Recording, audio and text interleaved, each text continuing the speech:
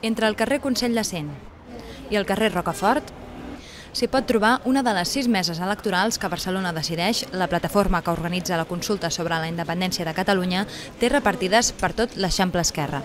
Es tracta de punts de vot anticipat que permeten fer publicitat d'una consulta que, com que no és vinculant, no té gaire recursos. I ara nosaltres fem el vot anticipat perquè no tenim els mateixos mitjans que tenen les eleccions normals i tampoc no tenim capacitat per fer publicitat i volem arribar a tot el barri. I aleshores el que fem és anar passant per zones del barri, parant una taula perquè la gent s'assabenti.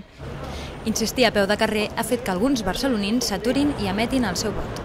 Ahora mismo hay problemas muy importantes en todo el Estado, no solo aquí en el país, en Cataluña, pero bueno, ¿por qué no? Además, ahora que hay un proceso de paz en el País Vasco, pues nosotros que vamos mucho más por delante todavía que ellos, pues ¿por qué no? Sí a la independencia. Abans del 22 de maig hi ha una altra cita electoral, el 10 d'abril, en aquest cas una consulta ciutadana sobre la independència de Catalunya. La pregunta, està d'acord que la nació catalana esdevingui un estat de dret independent, democràtic i social integrat a la Unió Europea? La resposta pot ser un sí, pot ser no, o bé pot ser un vot nul.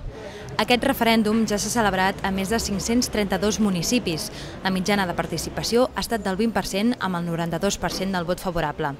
Ara toca la capital, Barcelona, per valorar en perspectiva què ha significat aquest procés cívic. Clar, fins ara, com que això bàsicament s'ha votat fora de Barcelona, doncs hi havia molta gent que deia els botifarrèndums aquests, les consultes rurals i no sé quines tonteries. Estem entrant a Barcelona i la cosa està funcionant bé. Per tant, estem trencant un altre tabú.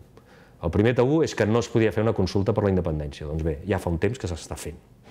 Tot i que el sentiment independentista no es va veure gaire reflectit en els resultats de les eleccions del novembre, les enquestes apunten un augment notable dels partidaris de l'estat propi en els darrers anys.